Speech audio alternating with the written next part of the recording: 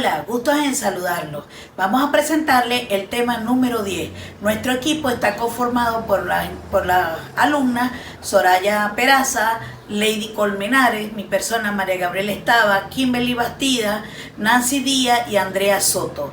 Nosotros tenemos el placer de presentarles el tema número 10, el cual vamos a hablarles sobre la protección del salario y una cantidad de temas que son muy importantes. Bien sabemos que el tema del salario hoy en día es un tema que está de boca en boca, es un tema que nos aboca todos los días porque es algo que nos atañe a todos nosotros los venezolanos, a todos nosotros como trabajadores. En este tema vamos a ver, por ejemplo, lo que es la protección del salario. Y es importante señalarle que el ente principal de darle esa protección del salario es el Estado. ¿Por qué? Porque el trabajo es un hecho social de la cual debe el Estado darle protección para la comunidad, para el bien de la sociedad en común.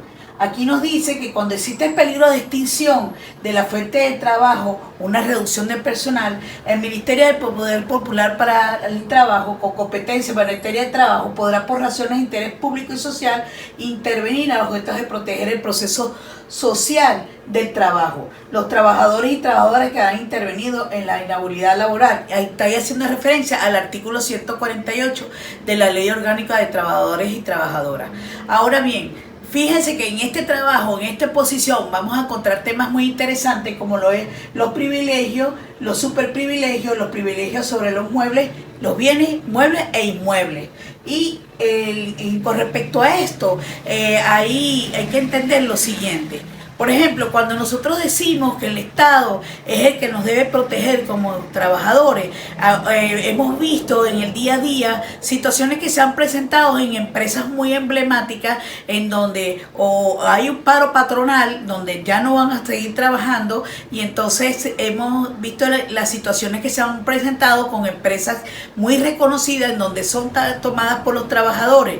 ¿Y esto qué se debe? Esto se debe a que el Estado, protegiendo todos los intereses y los derechos de los trabajadores, existe la ley, la norma, le da la posibilidad de intervenir esa empresa y que ésta sea a través de una junta administradora, y esta junta administradora conformada por 2 trabajadores y 2 del patrono, y si el patrono no quiere formar parte de esta junta administradora, entonces los trabajadores asumen la administración de esa empresa para ellos poder no perder todos sus derechos y todo lo que ellos han logrado ante esa empresa. Esto lo podemos conseguir en nuestra Ley Orgánica de Trabajadores y Trabajadoras a partir del artículo 148, 149, 150, 151. Nos habla de todo lo que son este tipo de situaciones y nos habla también lo que es el privilegio. Ahora bien, cuando nuestras compañeras vayan a profundizar este tema sobre los privilegios, sobre lo que es los superprivilegios, los privilegios sobre los bienes inmuebles e inmuebles, nos estamos refiriendo a esas situaciones cuando se presenta una empresa en estado de que va en quiebra. Esto no quiere decir que hay que tener mucho cuidado con esto, porque hay empresas en donde se declaran en quiebra de una manera fraudulenta y hay empresas que lo hacen de una manera lícita, que realmente no tienen para renovar un stock, que tienen un estado de deudas muy grande, y entonces van ante un tribunal mercantil y se declaran en quiebra cumpliendo con los pasos que indica la ley, y de esa manera se procede a liquidar todos los bienes de esa empresa. Si lo hace de una manera fraudulenta, entonces interviene un tribunal que a la vez nombra un síndico, y este es el que se encarga de hacer un remate de los bienes muebles e inmuebles que pertenecían a esa empresa, y es allí en donde primero se liquida, se cancela todas las deudas que tenía esa empresa con el Estado, por ejemplo, deudas con el CENIAC, con la alcaldía y todo ese tipo de deudas. Primero cancela la deuda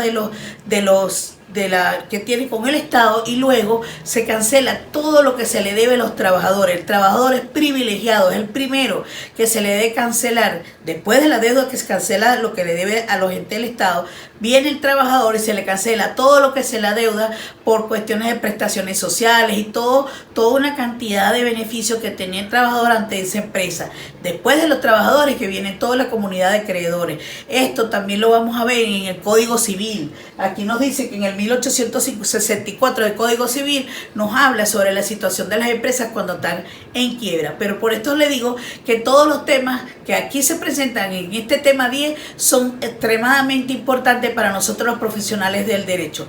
Después de este tema de los privilegios de los privilegiados en cuanto a bienes muebles y inmuebles y en cuanto a la situación de quiebra de una empresa, también vamos a ver en el trabajo, en esta investigación, lo que es la referente a los créditos laborales en juicios universales, la inembargabilidad del salario, la inembargabilidad de otros créditos laborales, la amortización de deudas con el patrono y los regímenes de obligaciones familiares y préstamos y garantías otorgadas. Todos estos temas que lo estoy nombrando lo van a trabajar nuestras compañeras, lo van a ver, son temas muy importantes y es muy resaltante tomar en cuenta que lo que es el salario, la importancia del salario y que este no puede ser embargable por ningún concepto salvo para la manutención de alimentos, que también una de nuestras compañeras lo va a profundizar en cuanto a lo que es la obligación de darle la manutención en lo que respecta a lo tipifica la LOGNA. Es por esto que los invito a ver todas nuestras exponentes, que son extremadamente importantes cada uno de los temas que le he nombrado. Muchas gracias. Muy buenas noches, mi nombre es Lady Colmenares. El día de hoy les voy a hablar sobre la protección del salario frente a dos condiciones. La primera, frente a las deudas de los trabajadores, y la segunda, frente a la deuda de los empresarios. Pero antes quiero destacar dos artículos de nuestra Constitución de la República Bolivariana de Venezuela. El artículo 49, que nos dice: el trabajo es un hecho social y gozará de la protección del Estado. Y el artículo 91, que nos dice: todo trabajador y trabajadora tiene derecho a un salario, garantizar el pago de igual salario por igual trabajo. El salario es inembargable y se pagará periódica y oportunamente. La ley establecerá la forma y el procedimiento. La ley que establece es la LOT, y voy a hacer referencia del capítulo 4, que nos habla de la protección del trabajo, al salario y a las prestaciones sociales. En su artículo 149 nos dice la protección de las fuentes de trabajo y los puestos de trabajo en los casos de cierre ilegal, fraudulento en una entidad de trabajo. Y en el artículo 150 nos dice atraso o quiebra del patrón o patrona, con prioridad de competencia del juez o la jueza del atraso de la quiebra, se hayan satisfecho a plenitud todos los derechos de los trabajadores y trabajadoras. Fíjense que aquí quiero destacar, ¿sí?, que en la actualidad nos rige la ley que antes mencioné. Pero ¿qué ocurría antes? Anteriormente, la ley derogada, ¿qué nos decía? Muchas empresas se daban a la quiebra. ¿Por qué? Porque nada más se les cancelaban un 15, creo que era 15 o 30% nada más. Ahora no, con esta ley, vamos a decirlo así, estos trabajadores tienen como que ese privilegio. Por supuesto, si la empresa realmente quebró, ¿qué es lo que van a hacer? Si la empresa tiene bienes, muebles o inmuebles, enseguida la parte hace el secuestro, vamos a decirlo así, de todo eso para cancelar primero las deudas del Estado y luego esas deudas con los trabajadores, y después que viene a cancelar lo demás, incluyendo la hipoteca. La hipoteca, ante todo, primero está ese salario a nuestros trabajadores. Entonces, considero que es de que está bien fundamentado, o tenemos unas buenas leyes para la protección de los trabajadores y trabajadoras. Pero, siempre hay un pero. Les voy a comentar un poquito, les voy a hablar un poco sobre la protección del salario en cuanto a la Organización Internacional del Trabajo. Ellos hicieron un trabajo de aplicación de normas internacionales de trabajo del año 2023, es decir, ese informe de las comisiones de expertos de aplicaciones de convenios y recomendaciones. Tiene una conferencia internacional de trabajo, fue la número 111 en reunión, 111 de reunión, ¿verdad? Entonces, En esta les voy a hacer dos referencias.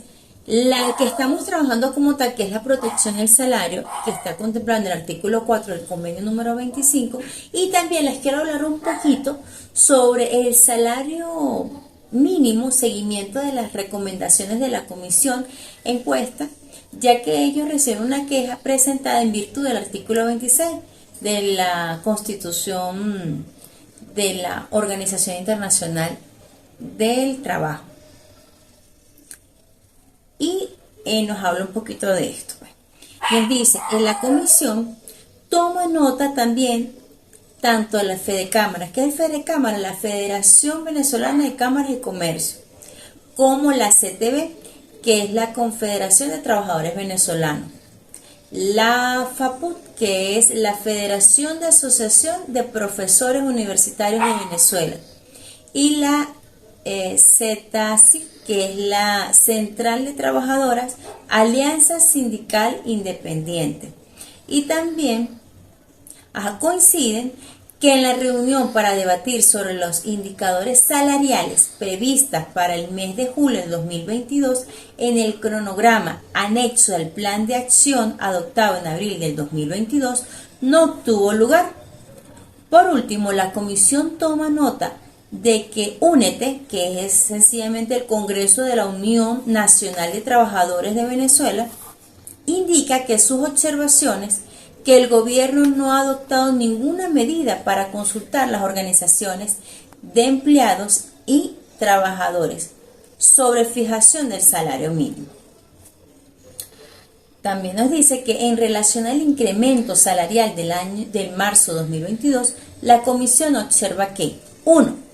Si bien fue precedido por comunicaciones enviadas unos meses antes solicitado de la opinión interlocutores sociales sobre el mismo, no se cumplió la metodología establecida previamente por el gobierno, consistente en las reuniones estructuradas, con el fin de dar cumplimiento cabal a las recomendaciones de la comisión para el mismo. Y en segundo nos habla tanto FEDECámaras como la CTV y la FAPU, la CETASI, y así como UNETE coinciden de que sus propuestas y aportes no son tenidos realmente en cuenta para la toma de decisiones. Con respecto al plan de acción adoptado en abril del 2022 sobre el convenio número 26, la comisión constata de que el mismo no se cumplió como estaba programado, dado que no se realizaron 2 reuniones sobre las indicaciones fuera de plazo establecido, previstas en la reunión del foro de septiembre del año 2022. Finalmente, la comisión observa que el plan de acción adoptado en septiembre de 2022 incluye 1. El establecimiento sucesivas reuniones de una mesa técnica para construir los métodos de fijación de salario mínimo con la asistencia técnica de la oficina. El cumplimiento del cronograma elaborado por el gobierno a tal efecto, a ser desarrollado hasta el mes de febrero del año 2023. El envío de las solicitudes formales de consulta sobre el aumento del salario mínimo, la celebración de reuniones para debatir sobre las propuestas del salario mínimo. 5. Las reuniones tripartitas para discutir sobre las discusiones de los métodos de fijación de salarios mínimos. En estas condiciones, las comisiones lamentan tomar nota del incumplimiento de la metodología propuesta por el Ministerio de Poder Popular para el proceso social del trabajo. Para el proceso de la consulta sobre la fijación de incremento del salario mínimo decretado en marzo del 2022, la comisión espera firmemente que, en el marco de las oportunidades que ha abierto el proceso iniciado con las instalaciones y seguimientos del foro de diálogo social, se cumplirán todas las medidas previstas en el plan de acción actualizado en septiembre del año 2022, así como los cronogramas de actividades presentados por el gobierno. Espera asimismo que tales medidas darán lugar a progresos tangibles en el desarrollo y aplicación de los métodos de fijación de salario mínimo, a tal como lo exige el desarrollo y aplicaciones de los métodos de fijación de salarios mínimos, tal como lo exige el convenio y seguimiento de las recomendaciones de las comisiones de encuesta. En particular, las comisiones instan al gobierno a que en ocasiones el próximo incremento de salarial mínimo del país tome las medidas necesarias para que el mismo sea precedido por un proceso de consulta exhaustivo llevado a cabo con suficiente antelación en el marco de las discusiones estructuradas, informadas y efectivas en las que tomen debidamente en cuenta las propuestas presentadas de las organizaciones de trabajadores y trabajadoras al respecto. Toqué este punto, considero que es muy importante porque para hacer protección de un salario primero debe haber un salario, y en la actualidad lamentablemente el salario mínimo que tenemos pues no cubre nuestras necesidades, como nos lo dice el artículo 91 de nuestra Constitución, que nos dice que es un salario. Parte de esa que está contemplado en el artículo nos dice que un salario es aquel que nos va a cubrir nuestras necesidades, tanto la cesta básica, para alimentarnos, para la recreación, de todo, para nosotros y de nuestros familiares. Entonces, por eso lo toqué, porque si no tenemos ahorita un salario, o sea, ¿cómo vamos a hacer la protección del salario? Entonces, en la actualidad es importante saber que sí está la organización trabajando y que, bueno, Dios quiera que salga buenos convenios y que realmente la situación de Venezuela cambie, porque es preocupante de que, oye, tenemos los trabajos, vamos a trabajar, pero que no cubran nuestras necesidades básicas, necesidades humanas, de verdad que es triste. Y considero elemental y me alegró pues ver este documental de que se está trabajando, y Dios quiera que sí, que haya cambios positivos para nuestro país, porque uno de los fines para que surja el Estado, para que haya prosperidad, pues el trabajo y la educación, ¿no? Y entonces, Dios quiera que, bueno, que estas reuniones pues sean de bendición para nuestro país. Ahora bien, les voy a hablar sobre el artículo 4 del convenio número 95, que nos habla justamente de esa protección del salario, ¿no? Y aquí nos dice que pago en especie el cestatique socialista.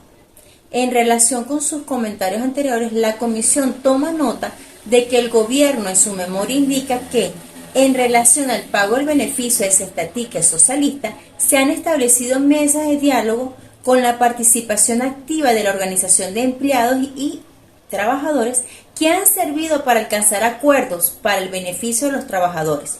Segundo, se ha incrementado el valor de los estatiques socialistas a partir del 15 de marzo del 2022, sin dejar de lado el beneficio asociado a los comités locales de abastecimiento y producción, los CLA, para la distribución de los alimentos subsidiados. Si bien es cierto, en todas las comunidades, la mayoría de las comunidades, pues no está llegando la bolsa de CLA, pero, insisto, es necesario que se hagan convenios, es necesario que se siga trabajando para tener un salario y poder cubrir nuestras necesidades humanas. Es elemental.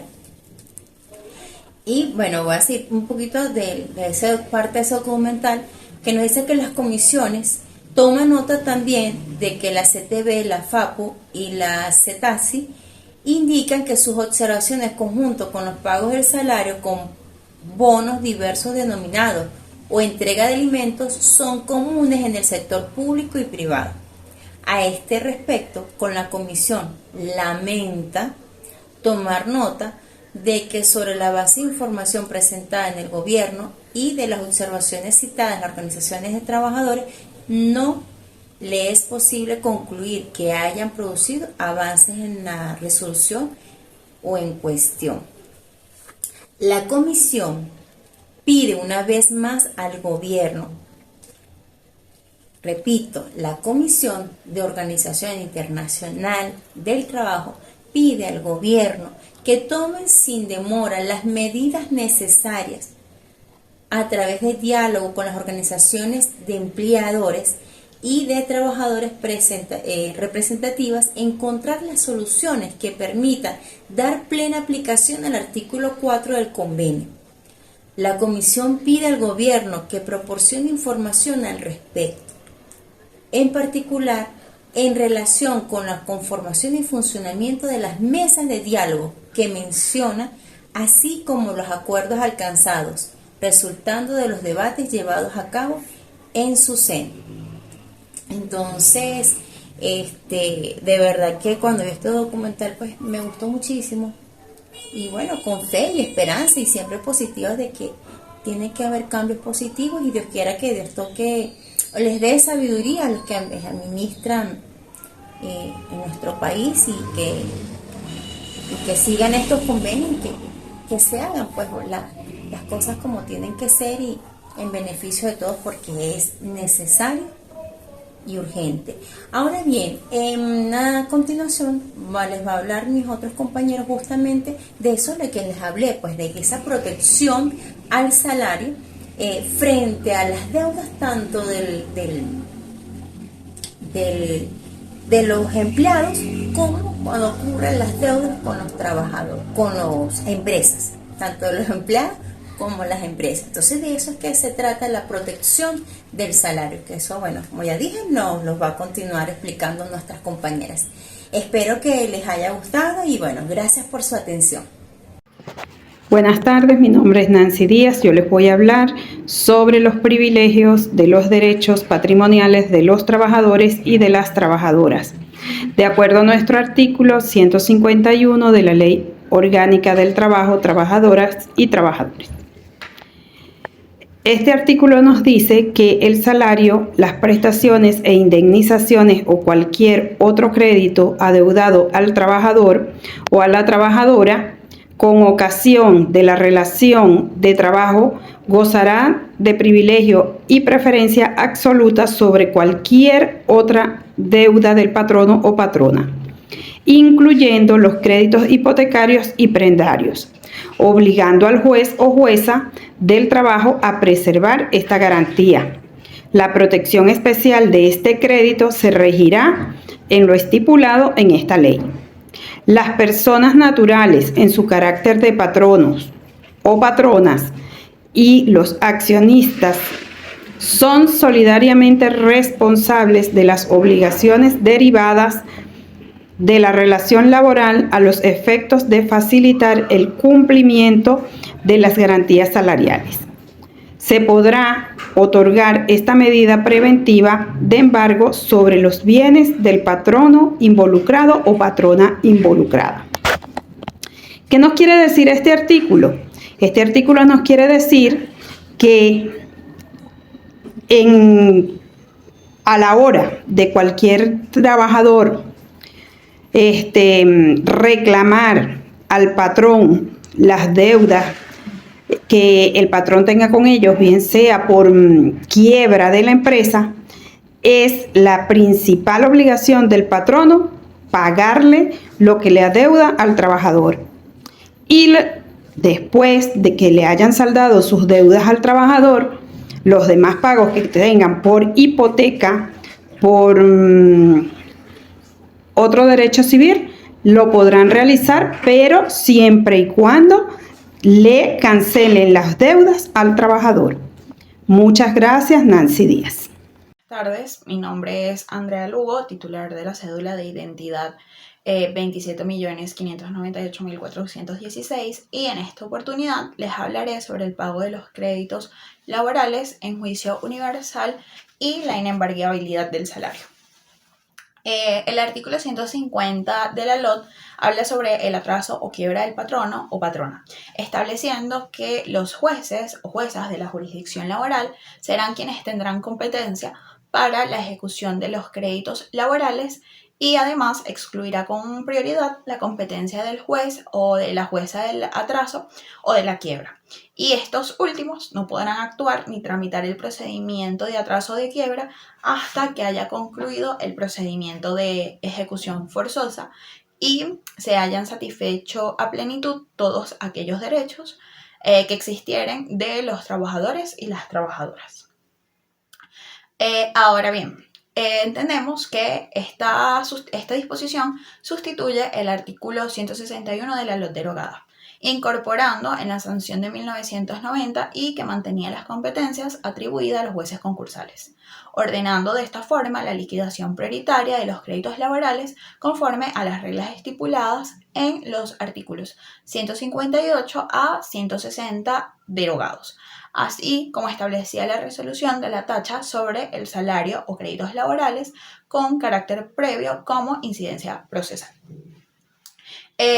La LOT de 2012 modifica sustancialmente las reglas contenidas en el derogado artículo, así como el Código de Comercio de 1955, que en su artículo 942 hace mención al fuero atrayente de la jurisdicción mercantil y la acumulación al juicio universal de quiebra para todas las causas ordinarias, ejecutivas, civiles o comerciales que estuviesen pendientes contra el fallido y que pudieran afectar sus bienes.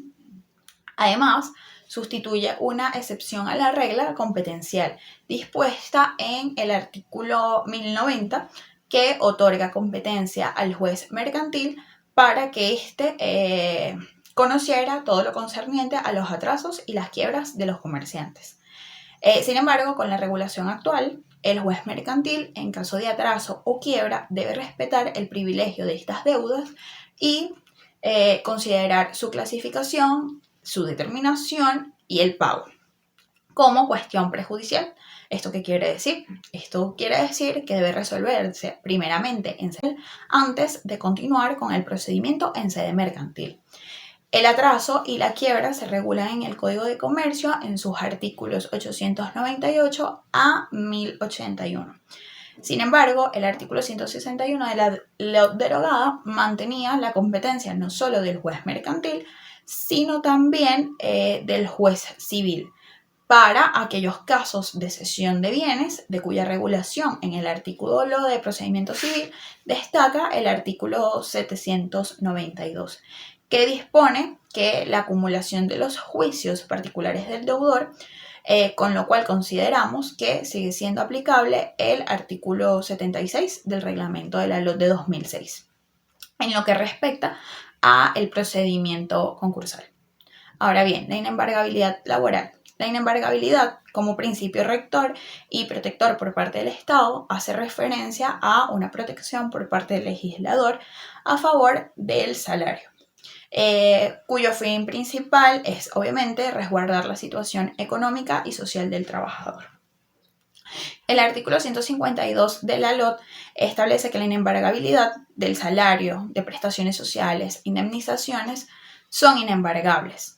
El salario, las prestaciones sociales e indemnizaciones, las acreencias por concepto de enfermedades ocupacionales y accidentes de trabajo y cualquier otro crédito causado a los trabajadores y las trabajadoras con ocasión de la relación de trabajo existente, salvo para garantizar las pensiones alimentarias decretadas por un tribunal con competencia en protección de niños, niñas y adolescentes. Ahora bien, este artículo reemplaza los artículos 162 y 163 de la ley derogada, que recogieron las disposiciones de los artículos 122 al 124 del reglamento de 1973, respecto de los cuales se modificó el método para establecer las cantidades inembargables. En cuanto a la remuneración, el régimen derogado se resume de la siguiente forma. El salario mínimo inembargable. La diferencia entre el salario mínimo y el doble embargable hasta una quinta parte. El exceso superior al doble del salario mínimo embargable hasta una tercera parte. Y la regulación derogada respecto de otros créditos laborales disponían lo siguiente, respecto de los cuales se modificó el método para establecer las cantidades inembargables. En cuanto a la remuneración, el régimen derogado se resume de la siguiente forma. El salario mínimo inembargable. la diferencia entre el salario mínimo y el doble embargable hasta una quinta parte. El exceso superior al doble del salario mínimo embargable hasta una tercera parte. Y la regulación derogada respecto de otros créditos laborales disponía lo siguiente: hasta 50 salarios mínimos inembargables.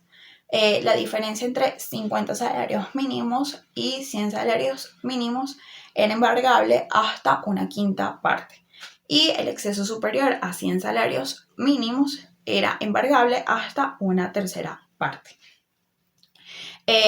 Mientras que la ley vigente, por su parte, declara inembargable la totalidad de los créditos laborales, incluyendo los derivados de enfermedades ocupacionales y accidentes de trabajo, en virtud de lo cual consideramos parcialmente derogado el artículo 1929 del Código Civil, que dispone la inejecutabilidad solo sobre los 2/3 del sueldo o pensión de goce el deudor.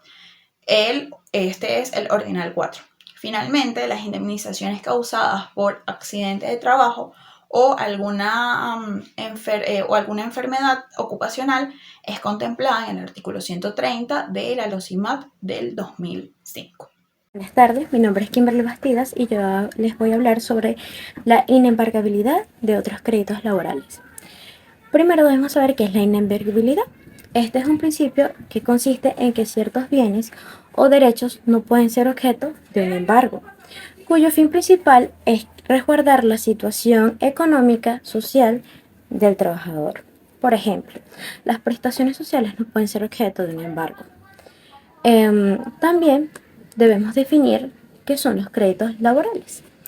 Estos son aquellos otorgados a los trabajadores por parte de los empleadores como una forma de ingreso adicional.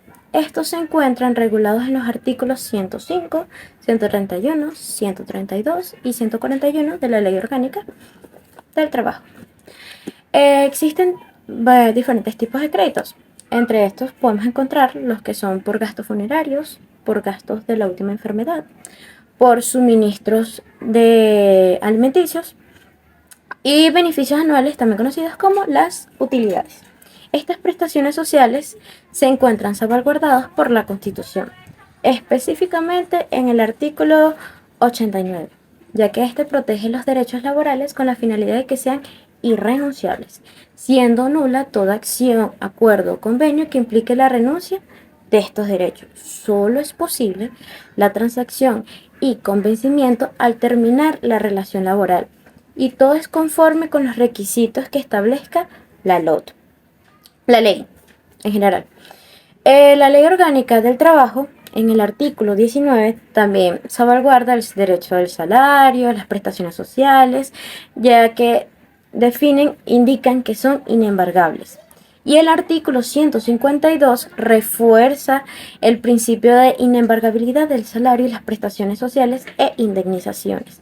Asimismo, indica que las prestaciones e indemnizaciones no pueden compensar ni retener a menos que se deban por obligaciones alimenticias, es decir, por ejemplo, cuando se trata de la manutención de un menor de edad. Ahora bien, les comentaré sobre la amortización de deudas con el patrono. La amortización de una deuda es la consecuencia de un préstamo laboral, siendo esta una financiación donde un trabajador recibe una suma de dinero de su empleador, generalmente con fin de cubrir gastos personales y o de vivienda.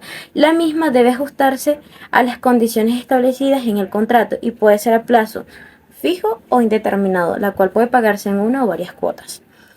El empleador está obligado a informar al trabajador sobre los términos y condiciones del préstamo, así como los intereses que se aplicarán, aunque los términos pueden variar según lo acordado entre el trabajador y el empleado.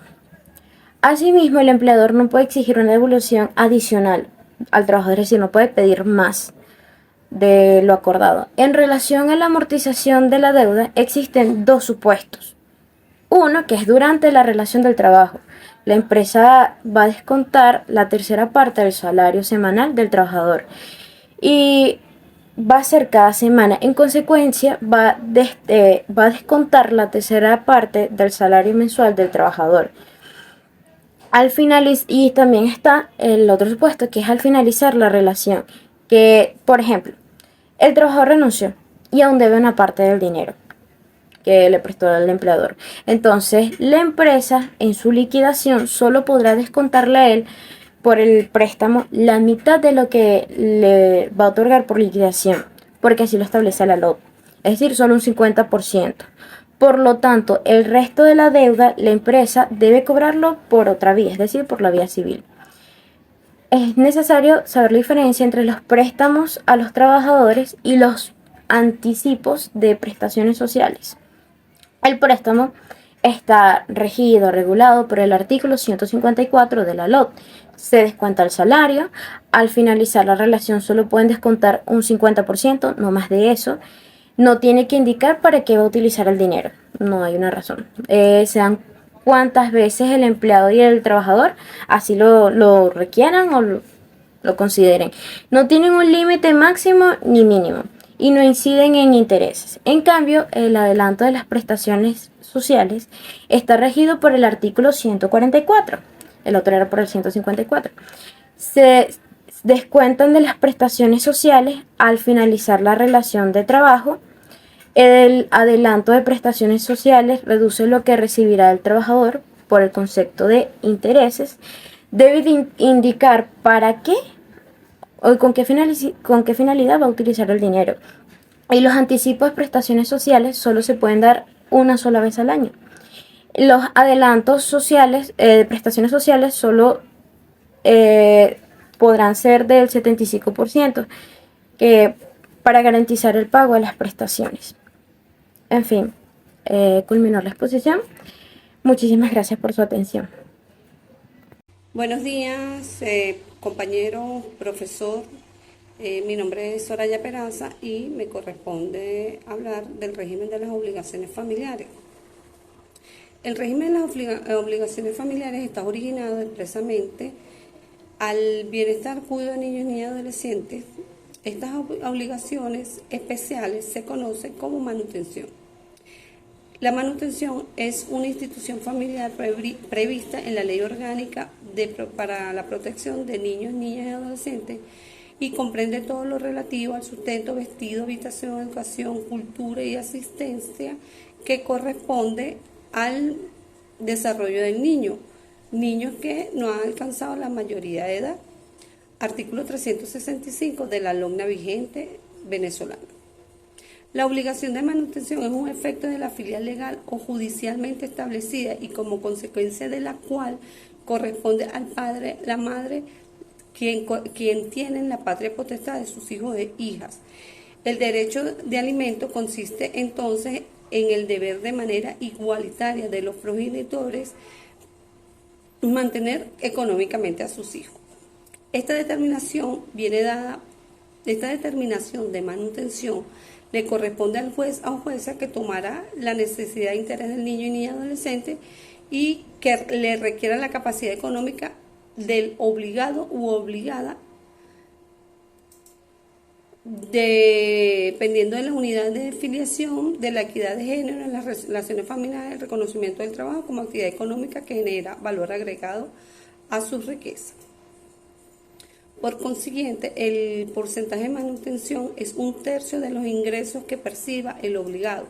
Si este tiene hijos con otra mujer, será un 15% para una y 15% para la otra. Si son 3 hijos, 2 con una mujer y 1 con otra, será entonces de un 20% para la de los 2 hijos y el 10% para la otra. Es importante resaltar el hecho de la protección de manutención y señalar el artículo 365 de la LOGNA, ya que aquí se origina lo que da derecho a materia laboral. Entonces podemos ver que en el artículo 152 de la Ley Orgánica de Trabajadores y Trabajadoras vigente, habla de la inembargabilidad del salario, prestaciones sociales e indemnizaciones, la cual dice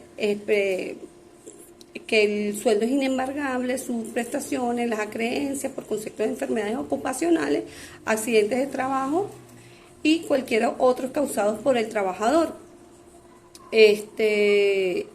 excepto las que garantizan las pensiones alimentarias decretadas por un tribunal con competencia en niños, niñas y adolescentes.